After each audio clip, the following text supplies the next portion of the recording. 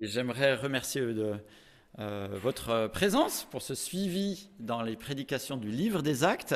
Alors, vous qui êtes présents, vous qui nous suivez par Zoom, et vous qui nous voyez après sur le site internet, que ce soit sur les podcasts, que ce soit en consultant les notes de prédication, que ce soit en audio ou en vidéo, vous êtes plus nombreux que nous tous rassemblés ce matin entre Zoom et la présence ici. Vous êtes bien plus nombreux et c'est l'occasion aussi de vous saluer et de vous remercier pour cela.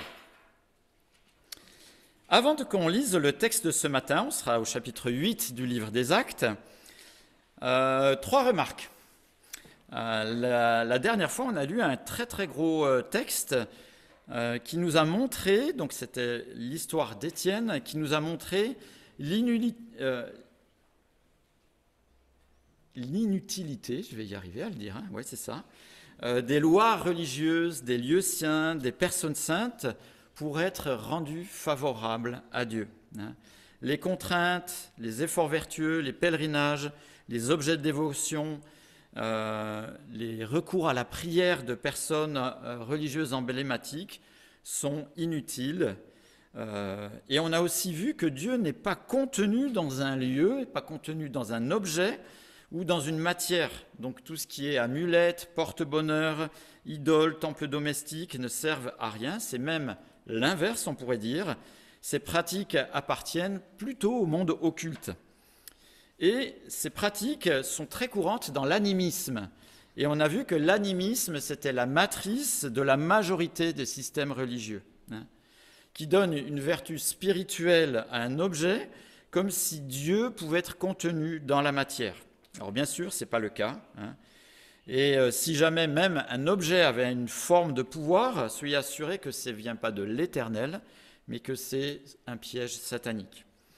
Dieu ne nous appelle pas à la superstition dans des objets, dans des lieux, dans des personnes qui ont vécu, mais à la fois vivante en Christ, qui est vivant, qui est Dieu, qui est créateur et recréateur de nos vies déchues et réconciliées avec l'Éternel par lui.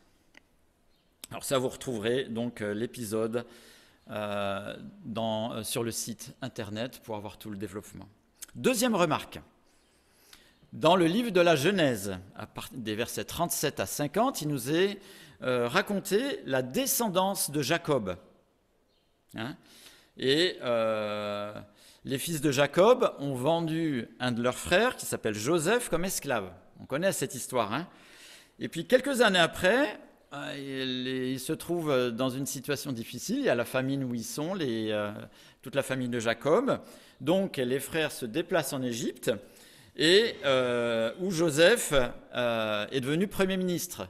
Et ses frères se trouvent confrontés à Joseph. Mais Joseph, maintenant, il est dans une position d'autorité. Joseph, lui, il a de quoi manger. Eux, ils n'ont rien à manger. Et quand ils découvrent que c'est Joseph, ils sont pétrifiés. Et à raison, parce que Joseph aurait pu leur rendre la monnaie de la pièce. Mais Joseph fait cette belle observation dans ces Genèse, je vais vous le lire, ne cherchez pas, Genèse chapitre 50, verset 20. « Vous aviez projeté de me faire du mal, Dieu l'a changé en bien pour accomplir ce qui arrive aujourd'hui, pour sauver la vie à un peuple nombreux. » Exceptionnel, le travail de Dieu dans le cœur de Joseph pour pouvoir dire une telle chose. Et c'est un petit peu le même constat qu'on va pouvoir faire aujourd'hui. Après le très long passage qu'on a vu et médité la dernière fois avec Étienne, on voit que l'Église de Jérusalem est confrontée à une terrible persécution qui s'abat sur l'Église naissante. Et suite à l'exécution d'Étienne, il y a une très grande persécution qui touche l'Église naissante. Et puis,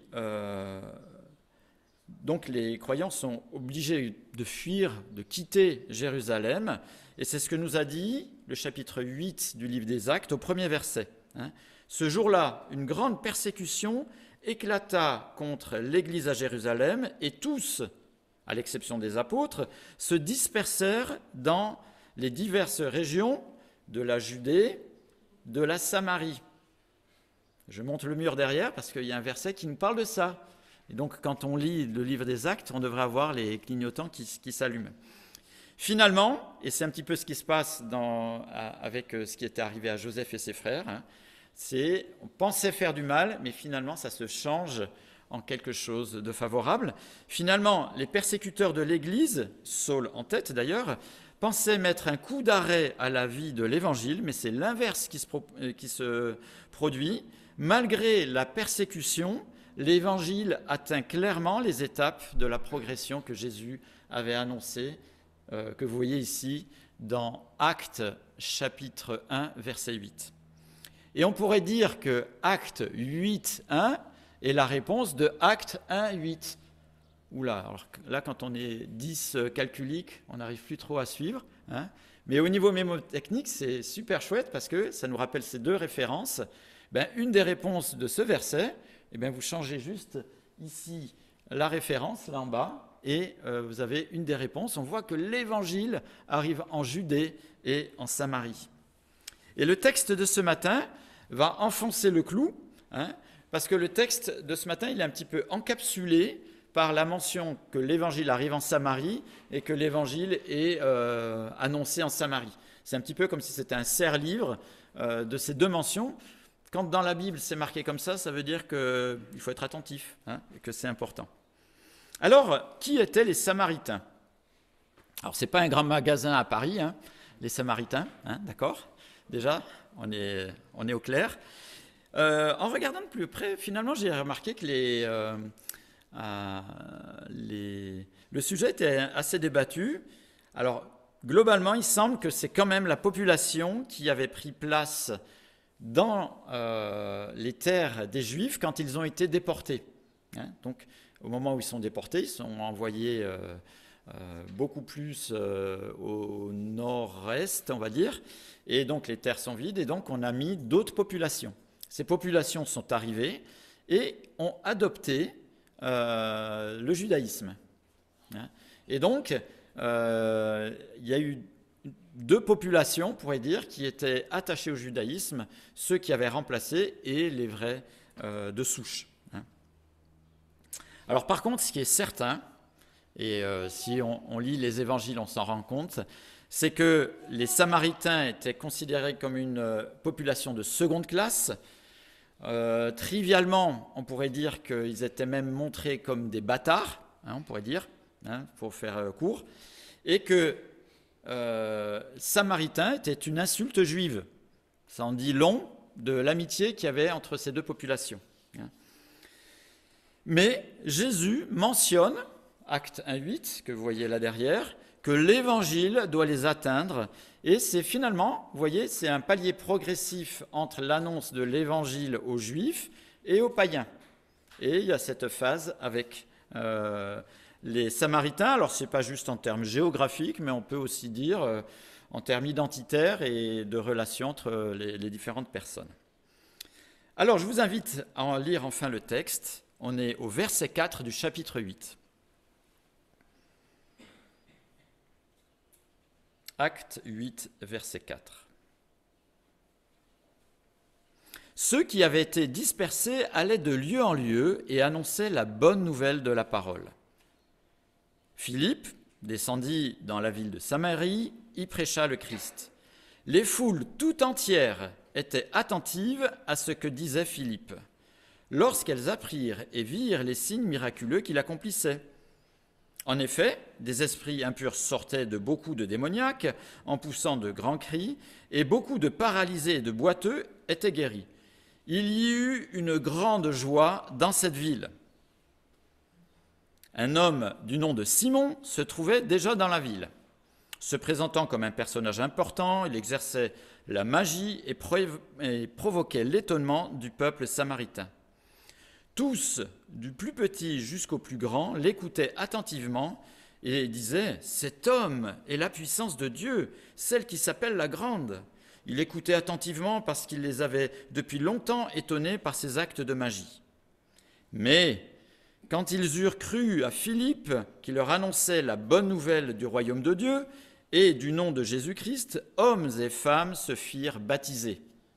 Simon lui-même crut, Aussi, et après avoir été baptisé, il ne quittait plus Philippe. Il voyait avec étonnement les grands miracles et signes qu'il accomplissait.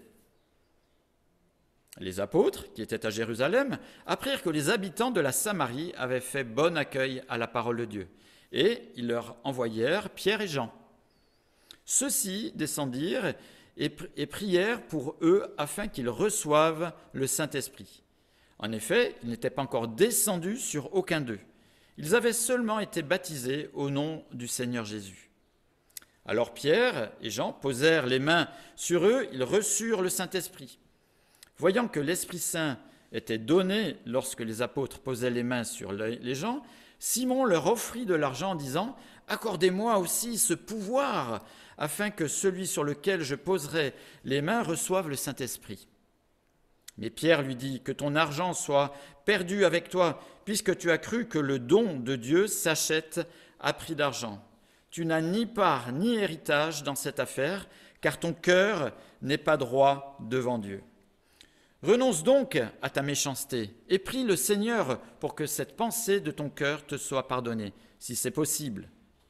En effet, je vois que tu es rempli d'amertume et prisonnier du mal. » Simon répondit, « Priez vous-même le Seigneur pour moi, afin qu'il ne m'arrive rien de ce que vous avez dit. » Après avoir rendu témoignage et prêché la parole du Seigneur, Pierre et Jean retournèrent à Jérusalem, annonçant la bonne nouvelle dans beaucoup de villages des Samaritains. Voilà pour la cohérence de l'ensemble de ce texte. Et ce qui est beau, c'est que l'Évangile arrive en Samarie. Philippe, un des assistants de l'Église à Jérusalem, on avait vu les textes, sert aussi bien dans les aspects pratiques que dans l'annonce de l'Évangile. On avait remarqué qu'il y avait cette spécificité et on a un développement à la fois pour Étienne et un développement à la fois pour Philippe. Il se passe en Samarie ce qui est identique à ce que l'on peut voir avec Jésus dans les Évangiles, ce qu'on peut voir avec les 12 apôtres et avec Étienne. La prédication est crédibilisée par des signes extraordinaires, des miracles. Et si ça se passe pour Jésus, si ça se passe pour les apôtres, si ça s'est passé avec Étienne, si ça se passe avec Philippe, c'est pour montrer que c'est la même inspiration, c'est le même évangile. Pareil que Jésus, pareil que les 12, pareil que Étienne, pareil que pour Philippe. Et en fait, à chaque étape de Acte 1:8, que l'on voit là derrière, Jérusalem, la Judée, la Samarie, les extrémités de la terre, on va être confronté à certains de ces marqueurs qui montrent que c'est le même message, c'est le même évangile. Alors, on va retrouver des fois des miracles, bien sûr, chaque fois la prédication de l'évangile, réception du Saint-Esprit, des fois les personnes parlent directement des langues sans qu'ils les aient apprises, ou des fois il y a une langue de feu qui matérialise la venue du Saint-Esprit. Et à chaque fois, à chacune de ces étapes, Jérusalem, la Judée, la Samarie, les extrémités de la terre, il y a un apôtre qui est présent, Pierre, des fois il est accompagné, des fois pas, pour être présent, pour officialiser, pour inaugurer la rivée de l'Évangile dans ces différents cercles de diffusion. Alors, ce n'est pas toujours les mêmes événements qui se produisent. Des fois, il y a des miracles, mais des fois, il n'y a pas. Vous regarderez chapitre 10, 2 chapitres plus loin. Quand l'Évangile arrive avec Corneille, il n'y a pas de miracle particulier. Et des fois, l'inauguration de l'avancée de l'Évangile, des fois, le Saint-Esprit est demandé, des fois par imposition des mains, mais des fois pas. Corneille, par exemple, il n'y aura pas ces aspects-là. Cependant, on a suffisamment d'événements clairs qui nous montrent que c'est toujours le même évangile, qu'il y a un lien et que ce n'est pas quelque chose de parallèle ou de différent.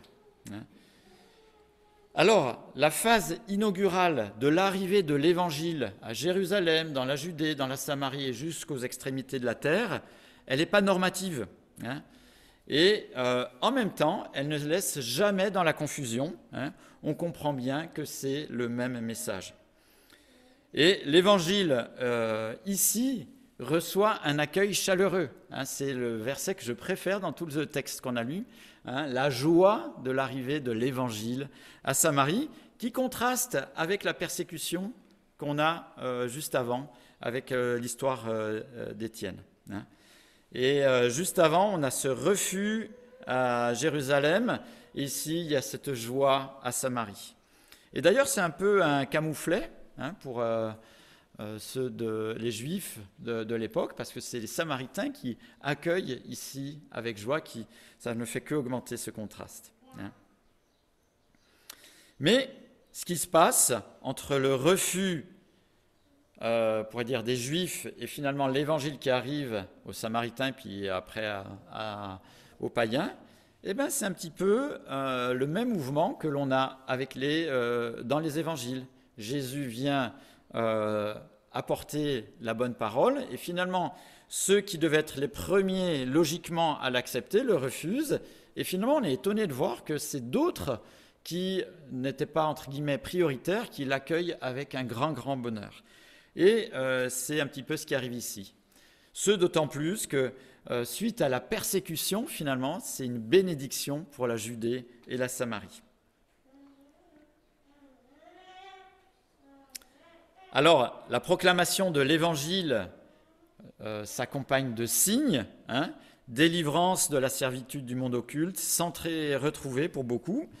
Et c'est bien de ne pas se tromper quel est le but des miracles. Bien sûr, ça fait du bien pour les personnes qui en ont été l'objet. C'est un sujet de joie. Jean, chapitre 20, verset 30, dit « Jésus a accompli encore en présence de ses disciples beaucoup d'autres signes qui ne sont pas décrits dans ce livre. Mais ceux-ci ont été décrits afin que vous croyiez que Jésus est le Messie, le Fils de Dieu, et qu'en croyant, vous ayez la vie en son nom. » Voilà le but, l'objet des miracles in fine. C'est que ça crédibilise justement l'identité de Jésus, le message de Jésus, le message des apôtres qui parlent de l'identité de Jésus et de ce qu'il a fait.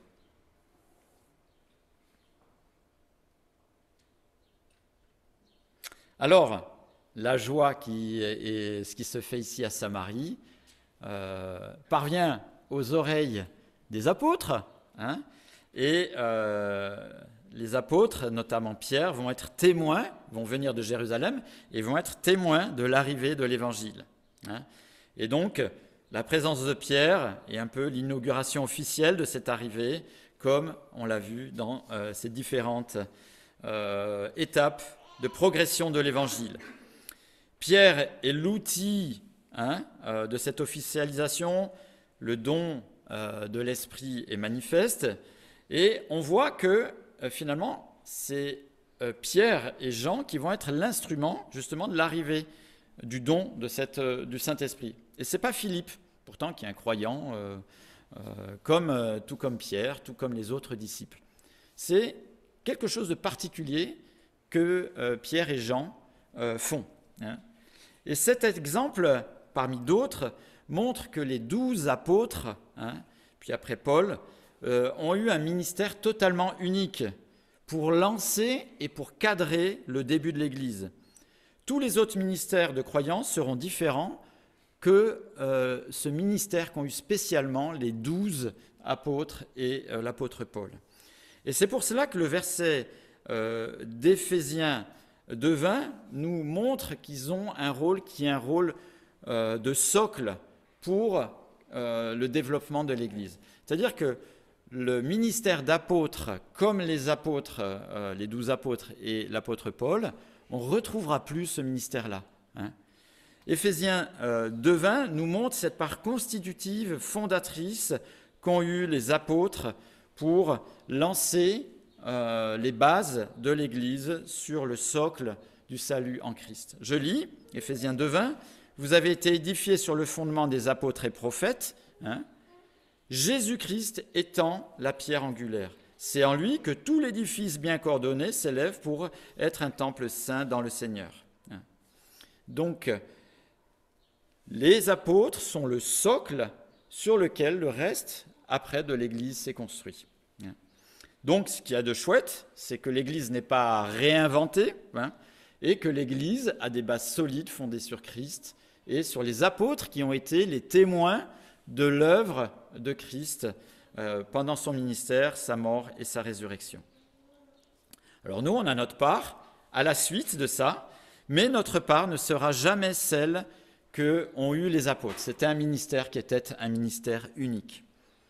Alors, quand on comprend bien ce rôle particulier des apôtres, je parle des 12 apôtres et plus tard de l'apôtre Paul, il est plus facile de comprendre ce qui se passe ici avec l'imposition des mains et le don du Saint-Esprit.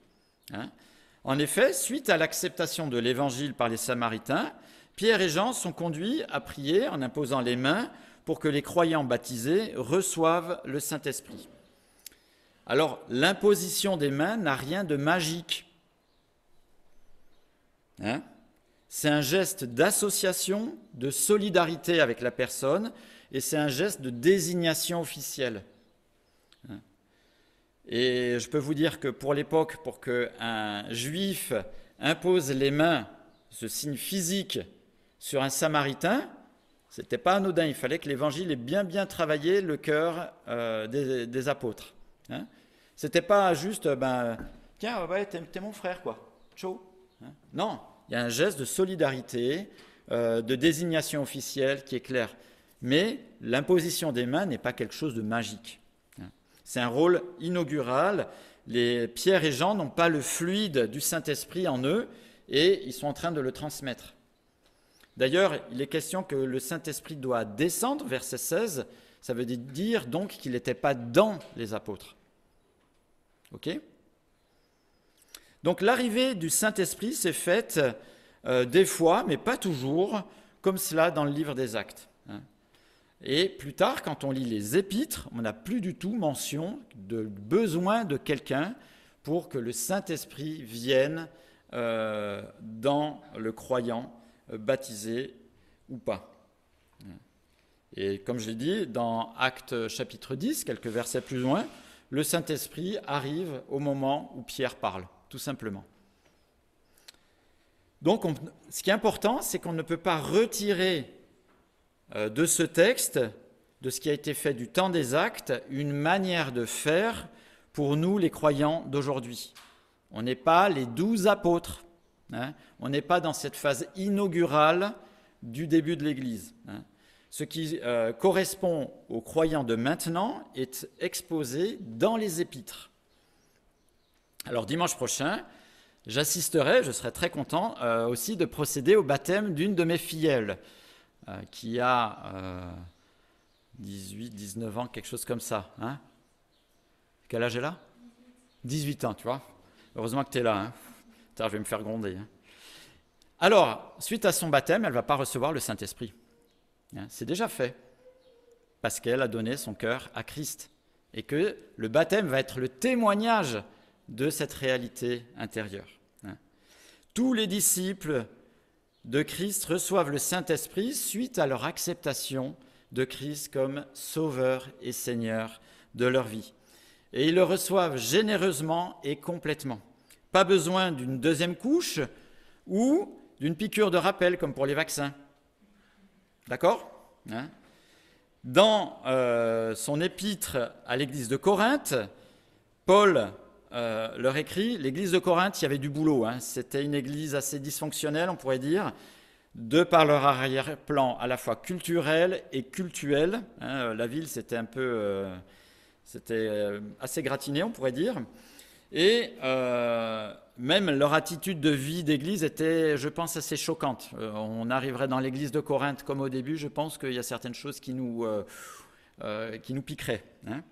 Et pourtant, l'apôtre Paul dit d'eux qu'ils ont été immergés dans la personne du Saint-Esprit, baptisés dans la personne du Saint-Esprit. 1 Corinthiens 12, 13 nous dit « Nous avons tous, Paul et eux, en même temps, été baptisés dans un seul esprit pour former un seul corps. Nous avons tous bu à un seul esprit. »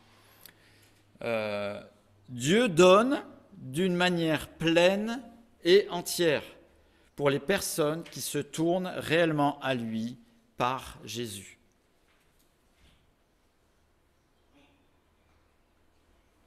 Alors le sujet du don du Saint-Esprit nous amène à considérer cette personne un petit peu étrange de Simon, qui est, on pourrait dire, l'inverse de la personne que Philippe va rencontrer dans le texte prochain. Et c'est notre ami Stéphane Schmid qui nous présentera justement cette rencontre de Philippe avec l'eunuque éthiopien une prochaine fois. Je me réjouis de l'entendre. L'eunuque éthiopien reçoit de tout cœur l'évangile. L'eunuque éthiopien lit la parole de Dieu, alors que Simon, ici, adopte les codes. Il espère tirer profit de cette situation, mais n'a visiblement pas accepté Christ. Et c'est plutôt quelqu'un qui absorbe toutes les techniques possibles pour avoir de la puissance. Deux personnages totalement différents auxquels Philippe va être confronté. Alors, quelle est la situation de départ de ce Simon, de ce que l'on sait ? Déjà, il subjugue les Samaritains. On lui attribue un pouvoir divin. Le verset 10 nous dit « Cet homme est la puissance de Dieu ». Et le terme qui est derrière, « doumanis », a donné plus tard pour les théologiens le terme pour parler du Fils et du Saint-Esprit. Donc pour vous dire la confusion que les personnes accordaient à ce personnage. D'ailleurs, cette confusion semble être cultivée dans la suite de sa vie. Il va se prendre pour Dieu même. Le monde qui entourait ce personnage, ce type de personnage, n'est pas uniquement démoniaque. Les personnes de ce calibre-là, il y avait un mélange entre savoir sérieux, des fois même scientifique, d'illusions, de prestidigitation, de croyances religieuses multiples, idolâtres, initiatiques, et aussi de liens occultes. Pour résumer, on ne sait pas trop quelle pourrait être la frontière entre l'astronomie et l'astrologie, si vous voyez, si on veut jouer avec les mots. Mais c'était un mélange un peu de ce type. D'ailleurs, très certainement comme les mages qui viennent adorer Jésus. Ces personnes-là étaient tout était mélangé. Nous, on a l'habitude d'avoir les différents types scientifiques bien séparés. Il y en a qui font des maths, il y en a qui font de la médecine. Ça, c'est très moderne. Avant, déjà, tout ce qui était scientifique était assez mélangé avec les croyances et avec ce qui était clair et ce qui était obscur. Alors, leur pouvoir n'était pas négligeable. Et on voit ici que toute la population était subjuguée par Simon. Et ce n'est pas la première fois que la Bible nous montre que des personnes peuvent avoir un certain pouvoir. Regardez les personnes dans l'entourage de Pharaon, quand Moïse fait les signes pour montrer qu'il vient de Dieu, eh bien, ils font à peu près la même chose 4 fois. Bon, après, très clairement, ce que montre Pierre, c'est le Créateur, ça vient du Créateur, et ils n'arrivent pas à pouvoir suivre, parce que ces pouvoirs qu'ils ont viennent d'être célestes déchus, mais créés. Tandis que ce que Moïse faisait, ça vient du Créateur, ce qui est bien différent. Alors, ce que voit notre Simon, c'est que ce que fait Philippe dépasse bien au-delà les capacités que lui, il a. Et d'ailleurs, les Samaritains l'ont bien compris, vu qu'ils se détournent de Simon pour suivre Philippe. Et dans un premier temps, il semble que Simon adopte tout ce qui concerne l'Évangile. Il croit au même titre que les autres Samaritains, il se fait baptiser au nom de Jésus comme les autres Samaritains. Cependant, on comprend par la bouche de Pierre, éclairé par Dieu, par le Saint-Esprit, que Simon a cru à la force qu'il pouvait tirer de Jésus par le Saint-Esprit, et donc il s'est plié au cérémoniel, à l'initiation dans sa conception, pour acquérir les mêmes capacités que Philippe. Parce que Philippe lui avait enlevé du prestige, et donc s'il pouvait avoir les mêmes capacités, il pourrait de nouveau avoir le même prestige. Et en fait, le fond de son cœur est démasqué quand il a voulu acquérir le pouvoir du Saint-Esprit par de l'argent. Hein? Et avoir cette capacité, pensait-il, de transmission du Saint-Esprit. Alors, pourquoi fait-il cela, de donner de l'argent? Les autres n'ont certainement pas donné de l'argent. Hein. Parce que c'est les pratiques dans le monde de la prestidigitation, par exemple. Je ne sais pas si vous aimez les tours de prestidigitation, moi j'aime bien. Hein. Mais pour apprendre un tour, si par exemple vous avez un tour qui est super costaud à apprendre et que j'ai envie de le savoir, je suis obligé de le payer. Hein. J'ai un ami qui fait de la prestidigitation et une fois j'ai dit, tu pourrais m'expliquer? Il me dit, ah ben non, j'ai acheté ce tour-là, je ne peux pas te le montrer gratuitement. Hein. Donc, ce qui est un petit peu logique, hein, il y en a qui vivent de ça, donc c'est normal qu'ils qu'ils vivent aussi de leur savoir. Mais ça, c'est des techniques, c'est de l'embrouille, tout le monde pourrait, entre guillemets, le faire. Il faut juste de la dextérité. Mais sur le plan occulte, ce qu'il faut savoir, c'est que ceux qui sont le plus forts sur le plan occulte, les plus puissants, ce sont ceux qui acquièrent les pouvoirs les plus puissants. Hein, exactement comme dans les jeux vidéo. Celui qui est le plus fort, c'est celui qui a acquis le plus de pouvoir dans le jeu vidéo. C'est exactement le même mécanisme dans le monde occulte. Donc, le plus puissant, c'est celui qui a les esprits les plus forts ou qui en cumule le plus. Hein, cet aspect-là. Simon a pensé qu'il lui fallait celui-là en plus. Hein. D'ailleurs, entre parenthèses, juste une petite parenthèse, les exorcistes sont bien souvent des personnes qui sont chargées plus que les personnes qui doivent exorciser. Donc, en fait, on ne n'est pas délivré, on est sous une coupe qui est plus forte. Seul Dieu délivre sans mettre de chaîne supplémentaire. Donc, Simon est dans cette dynamique. Il pense que Jésus, l'Évangile, le Saint-Esprit sont des pouvoirs plus intéressants, plus forts, et qu'il lui faut pour qu'il retrouve son statut, son influence, sa domination, son prestige sur la société samaritaine. Et vous pourrez regarder précisément le texte. 3 fois, il est question, dans ce moment-là, de l'imposition des mains. Comme si Simon, dans sa tête, pensait qu'il y avait quelque chose qui se passait, comme dans sa conception brouillé. Alors Dieu, bien sûr, conduit Pierre à démasquer l'horreur de cette fausse conception qui est incrustée dans le cœur de Simon, hein, et de cette logique inspirée de la tradition des hommes ou du monde occulte. Alors on pourrait croire, quand Pierre le démasque, que Simon va être touché dans son cœur et vraiment se tourner vers Christ.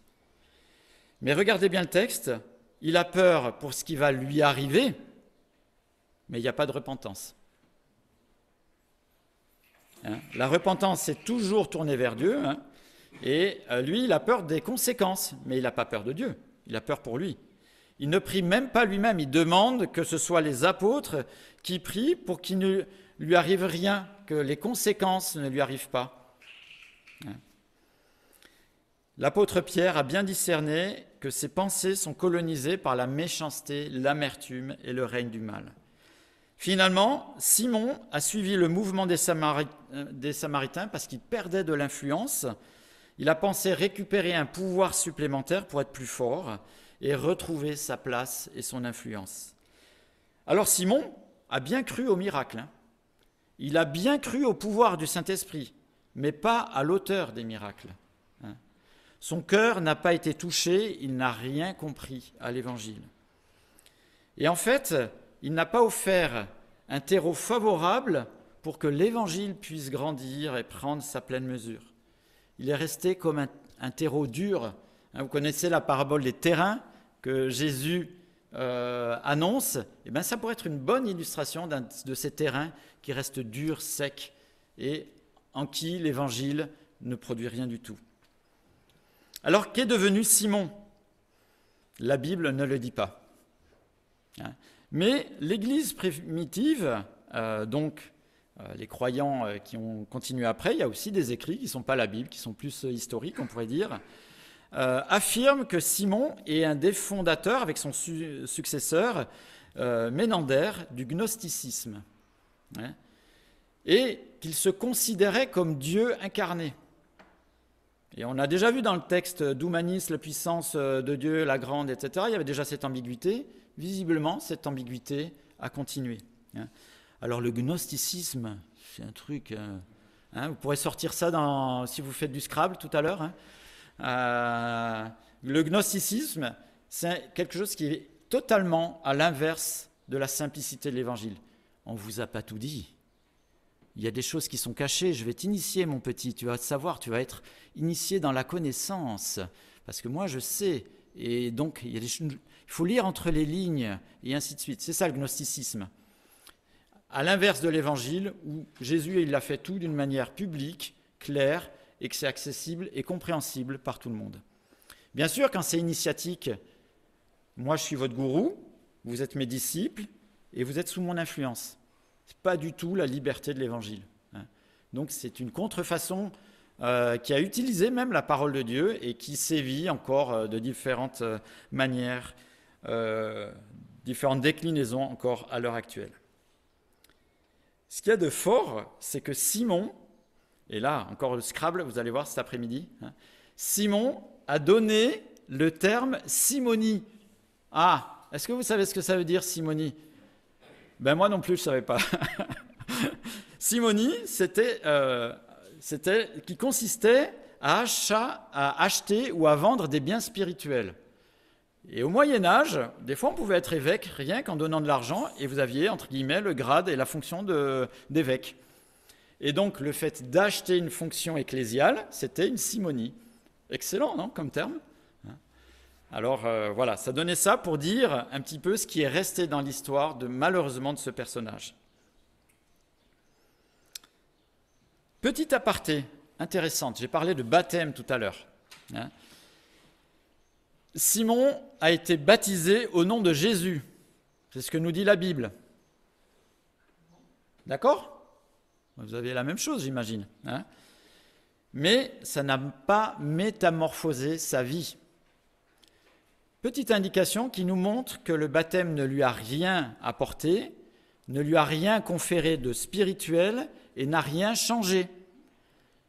Petit rappel, le geste du baptême en lui-même n'a aucune force en lui-même. Il n'y a pas un truc spécial dans le geste du baptême. Le baptême biblique n'a de sens que si ça reflète une réalité intérieure. D'une personne touchée par l'horreur de ce qu'elle est et qui s'est complètement abandonnée à Jésus-Christ comme Seigneur et Sauveur. Le baptême est une expression extérieure d'une réalité intérieure. Le signe du baptême ne change rien à l'intérieur. On en a la preuve avec Simon. Alors qu'est-ce que l'on pourrait retirer de ce texte ? L'heure avance, on regarde les montres, on va être concentré. Un petit peu. Il y a quelqu'un de concentré en tout cas. Alors, la chose à retenir dans ce texte, évidemment, c'est que l'Évangile progresse exactement comme Jésus l'avait promis. Au-delà du cercle juif, au-delà de Jérusalem, au-delà de la Judée, les promesses de Jésus s'accomplissent, et je dirais même les promesses de l'Éternel s'accomplissent. Avec le fil rouge de la Bible, on a vu que Dieu a fait une promesse à Abraham, toutes les nations de la terre seront bénies dans ta postérité. Eh bien, on est en train de le vivre ici avec le livre des Actes. Ça arrive à Samarie, 2 chapitres plus loin, ça arrivera aux païens. Ce texte aussi est super capital. Je ne sais pas si c'est très français ce que je dis, mais on a bien compris. La différence entre croire l'Évangile ou graviter dans le monde de l'Évangile. Croire l'Évangile ou graviter dans le monde de l'Évangile. L'Évangile, c'est la compréhension que nos vies sont perdues, qu'elles sont en horreur vis-à-vis de Dieu et qu'elles n'ont d'issue qu'en Christ comme Seigneur et Sauveur. Ça, c'est l'Évangile. Ce qui n'est pas l'Évangile, c'est se plier à des rites et des attitudes d'Église. L'évangile, ce n'est pas quelque chose en plus dans ma vie. L'évangile, c'est une transformation de ma vie. C'est une métamorphose de ma vie. Ce n'est pas moi qui l'a fait, c'est Christ qui l'a fait. Les effets de la foi ne sont pas la foi qui sauve. Les effets de la foi ne sont pas la foi qui sauve. Simon a cru au miracle, Simon a cru dans le pouvoir du Saint-Esprit, ça n'a pas changé son cœur. Les miracles ne sauvent pas, le Saint-Esprit n'est pas le sauveur qui est allé en croix. D'accord ? Ces choses-là, c'est évident, mais est-ce que, pour nous, est-ce qu'on fréquente une assemblée, une église, par habitude, depuis toujours? Est-ce qu'on suit le mouvement comme Simon, ou est-ce que nous venons parce que Christ est notre Seigneur et notre Sauveur, et qu'on vient par reconnaissance et admiration, justement, à fréquenter une église, et pas par infusion. Croire ne suffit pas. C'est en quoi nous croyons et comment nous croyons qui est important. Simon a cru à tout ce qui était évident, visible, miracle, signe de l'Église, mais croyait-il en Dieu ? Peut-être, les démons croient en Dieu, mais ils tremblent. Donc croire en Dieu n'est pas suffisant, mais croire en la réalité de Dieu, c'est pas suffisant.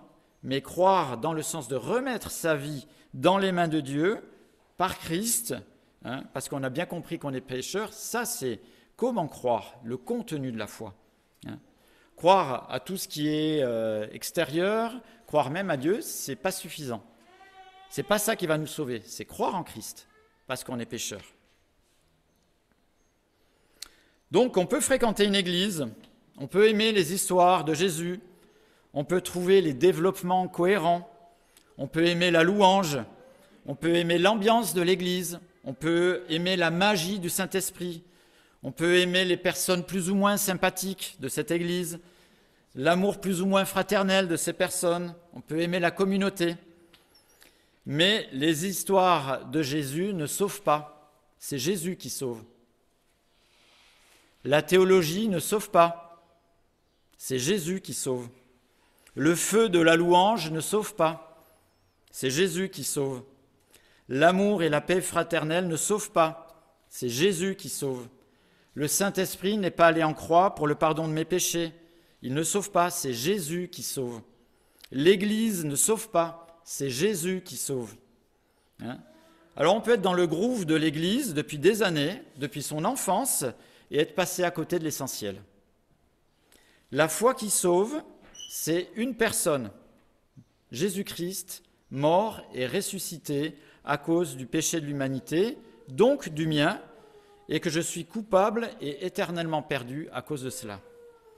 Lui a porté la condamnation qui me revenait, son sacrifice a été entièrement recevable par Dieu, et il a eu la victoire sur la mort, donc sur le péché.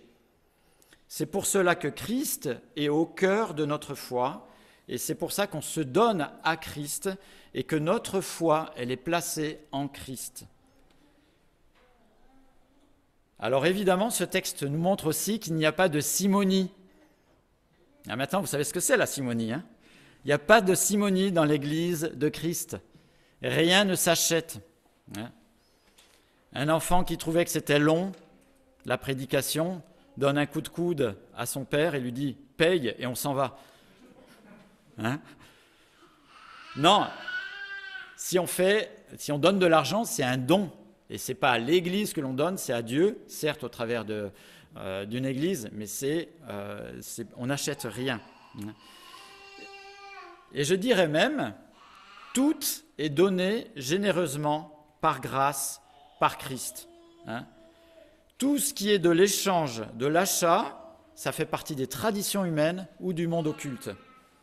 Notamment le Saint-Esprit. Dieu le donne totalement à toute personne qui s'abandonne à lui à cause de sa vie perdue, qui s'abandonne à lui comme Seigneur et Sauveur de sa vie.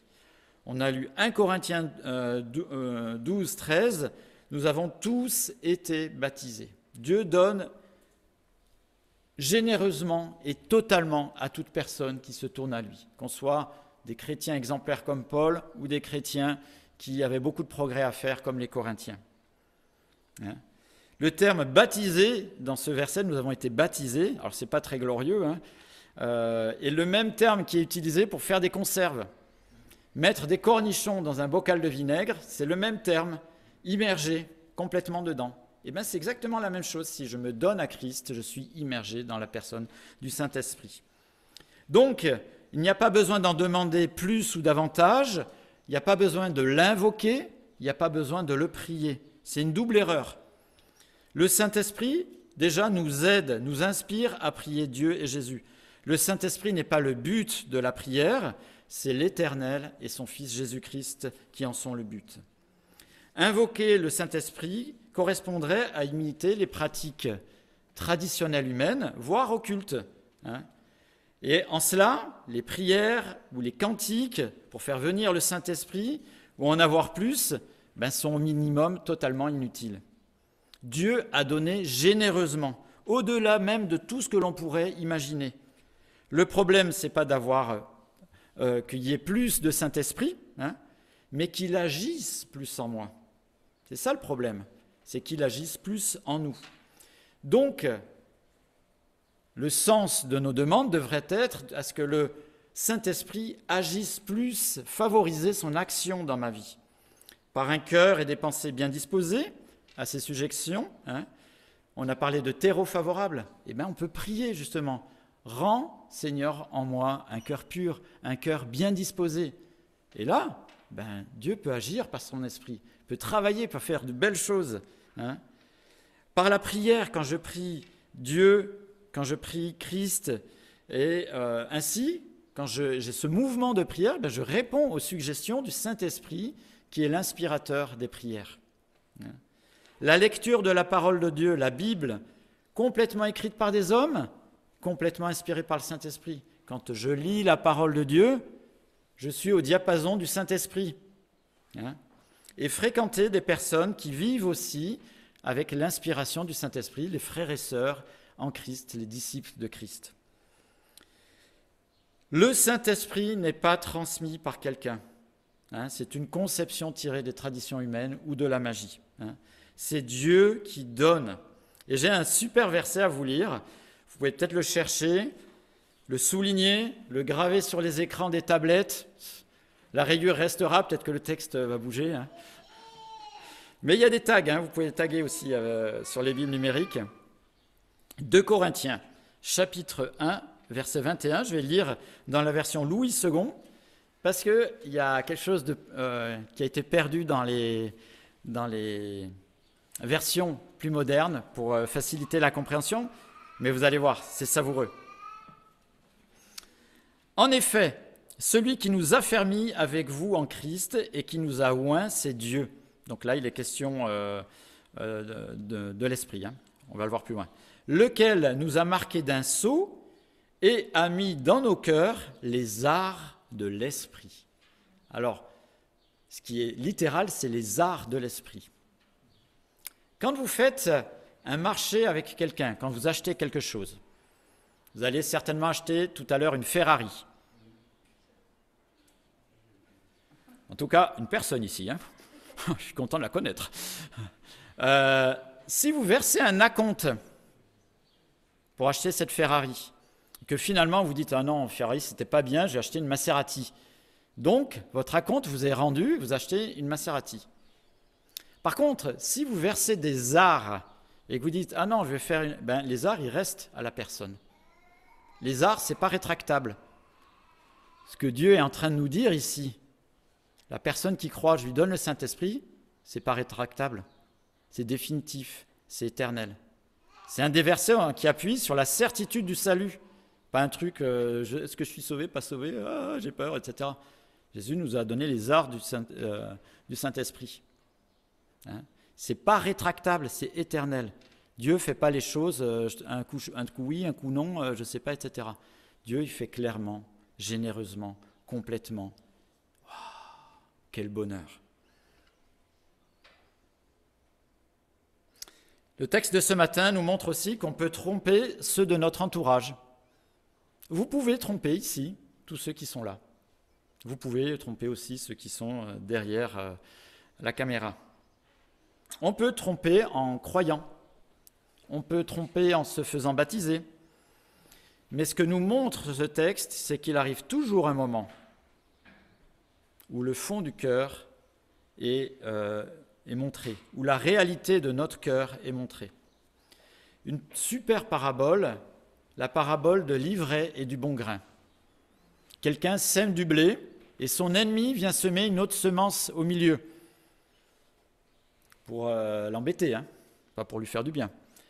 Quand ça commence à pousser, on ne voit pas du tout la différence entre l'ivraie et le blé. Et Jésus dit, surtout touchez à rien. Après, quand ça arrive un peu à maturité, on voit très bien ce qui est du blé et on voit très bien ce qui est de la mauvaise herbe.